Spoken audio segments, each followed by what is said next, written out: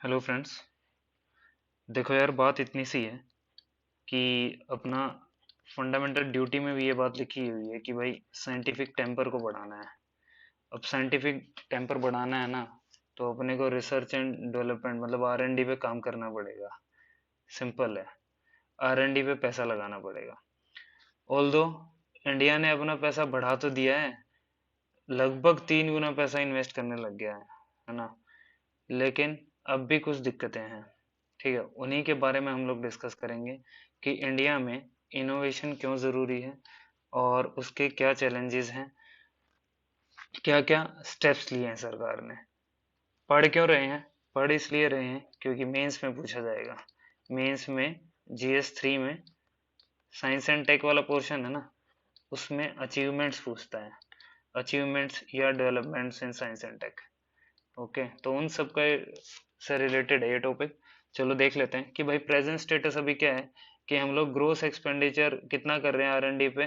वो 3 गुना हम लोगों ने बढ़ा दिया 2007 से लेकर और अभी तक में, मतलब 1.2 लाख करोड़ हम लोग इन्वेस्ट करने लगे हैं। ठीक है, India per capita R&D expenditure अगर तुम लोग देखो, वो इंक्रीज हो गया है कितना, 47.2 dollar at the purchasing power parity पे।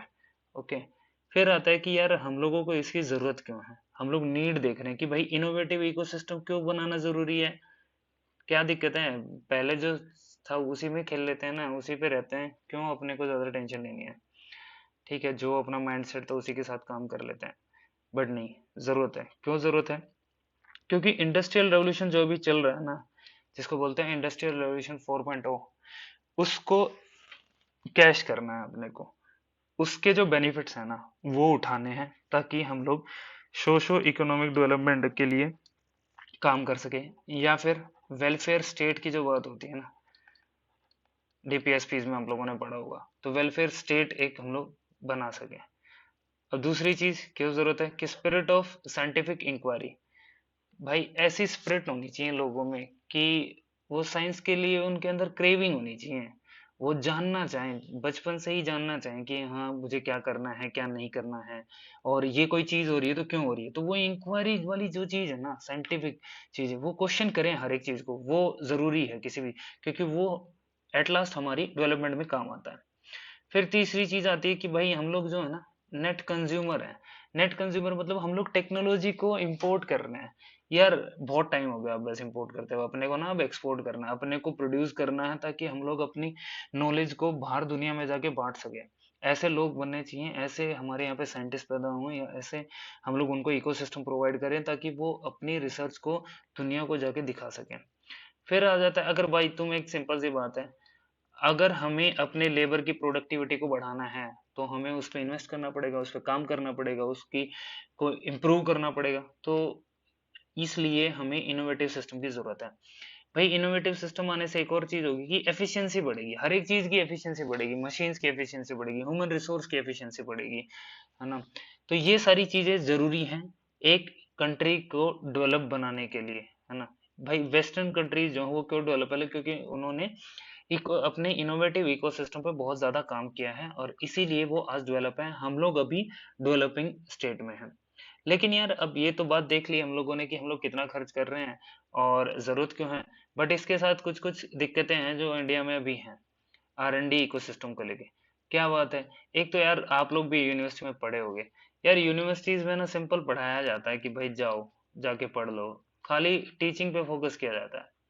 अरे भाई वहाँ प्रैक्टिकल तो करा दो यार, प्रैक्टिकली क्लासेस ही नहीं हो रही हैं। बच्चों को पता ही नहीं है कि कैसे प्रैक्टिकल होते हैं, या एप्लीकेशन बेस्ड जो स्टडी है ना, वो तो है ही नहीं। एप्लीकेशन बेस्ड स्टडी बिल्कुल नहीं है।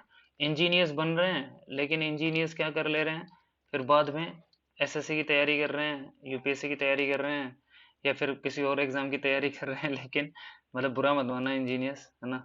ठीक है, अच्छी बात है, आप कंट्रीब्यूट कर रहे हो, किसी भी तरीके से कंट्रीब्यूट करो, सही है। दूसरी चीज आती है भाई कि lower R&D investment in health. भाई जब भी हम लोग इन्वेस्टमेंट की बात करते हैं, या सॉरी मतलब देखते हैं ना कि इनोवेटिव आइडियाज की बात करते हैं, तो हम दो तीन चीजों में ही बात करते हैं। या तो हम डिफेंस में, कि भाई डिफेंस में हमने बहुत अच्छे बम और ये हथियार बना दिए, मिसाइल्स बना दी, है ना। फिर स्पेस की बात कर लेते हैं, स्पेस में बोलते हैं कि यार सैटेलाइट बना दिया, हम चांद पे चले गए, हम मंगल ग्रह पे चले गए। फिर एटॉमिक एनर्जी के बारे में बात करते हैं। लेकिन जब हेल्थ सेक्टर में क्यों नहीं हम लोग मतलब वो इन्वेस्ट करते हैं? हेल्थ सेक्टर में ऐसा क्यों नहीं होता? क्योंकि यार हेल्थ सेक्टर में तो जरूरी है, क्योंकि अभी आपने कोविड के टाइम पे देखा होगा कि कितना ज्यादा लोगों की डेथ हुई थी, कितने ज्यादा लोग थे जो कि ऑक्सीजन तक नहीं ले पाए थे। तो जरूरत है हमें ऐसे हॉस्पिटल्स बनाने हैं, ऐसे डॉक्टर्स बनाने हैं, ऐसा हेल्थ इंफ्रास्ट्रक्चर क्रिएट करना है कि हम लोगों को इलाज के लिए बाहर ना जाना पड़े, हमारा मोर्टेलिटी रेट कम हो, कैंसर से लोगों की डेथ ना हो, या पर्टिकुलर किसी डिजीज से किसी की डेथ ना हो, है ना? ऐसा इकोसिस्टम बनाना है। एक और दिक्कत है, क्या दिक्कत है देख लेते हैं। Lower share of private sector investment.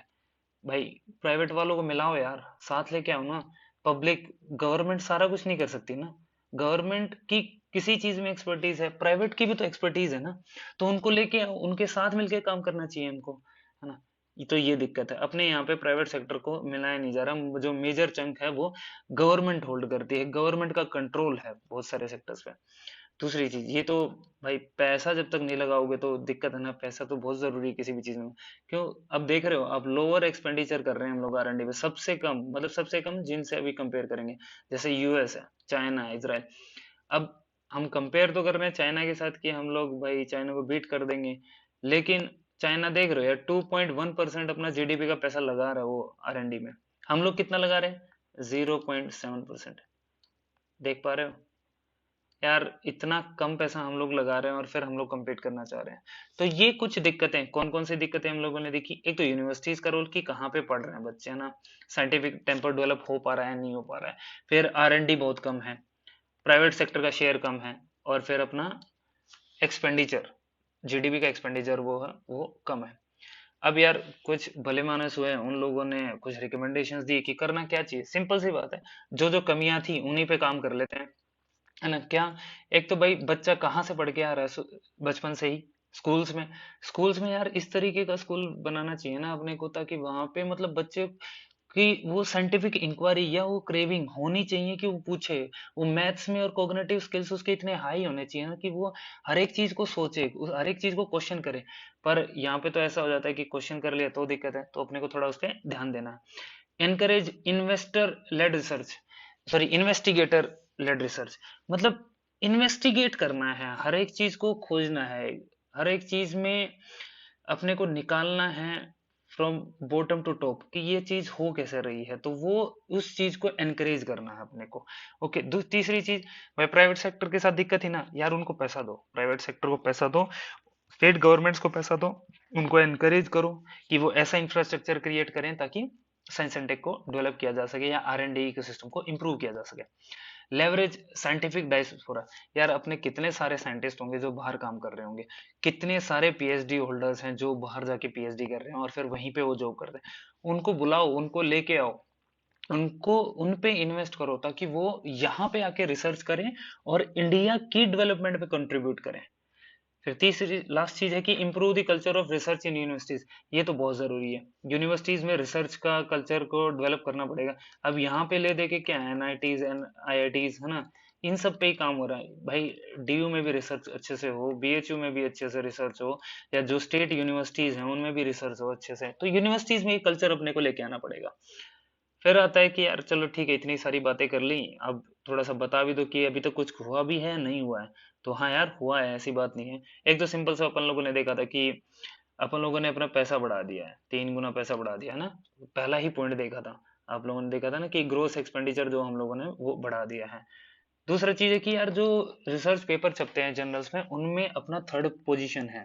जो साइंटिफिक जर्नल्स होते हैं, मतलब कोई बंदा कोई रिसर्च कर रहा होता है, पीएचडी वाले लोग रिसर्च करते हैं तो उनका पेपर छपता है, वो एक जर्नल में छपता है। तो उसमें इंडिया का थर्ड रैंक है, तो that is a milestone for India, and it is a good it will give a good impact on the scientific society in the world. Okay, फिर देखते हैं कि भाई, हाँ यार नंबर ऑफ पीएचडी होल्डर बहुत है इंडिया में अपने। आप जैसे ही दिल्ली में जीएसआरआई में, करोल बाग में, आईआईटीज के आसपास, डीयू के आसपास देखो जाओ ना, तो बहुत लोग पीएचडी मिल जाएंगे आपको। ठीक है, तो बहुत लोग हैं पीएचडी। ओके, फिर हम लोग देखते हैं कि अपने यहाँ पे पेटेंट भी बहुत साइन होते हैं, तो 7th पोजीशन है अपना पेटेंट एप्लीकेशंस पे। दीज आर गुड थिंग्स जो हमने अचीव किया है। गवर्नमेंट को डिफरेंट डिफरेंट स्कीम्स लेके आने पड़ेंगे, जैसे स्टेम स्कीम लेके आए थे, ओके, जिससे कि साइंस एंड टेक्नोलॉजी में काम किया जाए, इंस्पायर स्कीम लेके आए थे। तो ये सारी चीजें हैं जो गवर्नमेंट को करनी पड़े, और फाइनली अपने को क्या बन जाना है कि विश्व गुरु बनना है, अल्टीमेट गोल है अपना, साइंस में भी बन जाना है। ठीक है, तो ये सब हम लोगों ने देखा कि क्या क्या इनोवेशन में दिक्कतें थी, है ना, इनोवेशन में अपना प्रेजेंट स्टेटस देखा हम लोगों ने अभी, भाई क्या कंसर्न है, मतलब क्या दिक्कतें हैं वो देखा, फिर हम लोगों ने देखा कि अभी तक क्या अचीवमेंट्स हम लोग कर चुके हैं, ओके, फिर स्टार्टिंग में कि भाई नीड क्या है, ओके, नीड देखा, और फिर हम लोगों ने क्या देखा था, कंसर्न देख लिया था, नीड देख लिया था, ये रिकमेंडेशंस, हाँ कौन कौन सी रिकमेंडेशंस हैं जिन पे अपने को काम करने की जरूरत है, ओके। तो ये चीज है, आप किस में यूज कर सकते हो, मेंस आंसर राइटिंग में यूज करना है आप, साइंस एंड टेक के बेसिस पे। अभी तो 2 साल से कोई ऐसा ऐसे नहीं आ रहा, लेकिन ऐसे आता है तो आप ऐसे में भी इसको यूज कर सकते हो इन फैक्ट्स को। चलो, थैंक यू वेरी मच।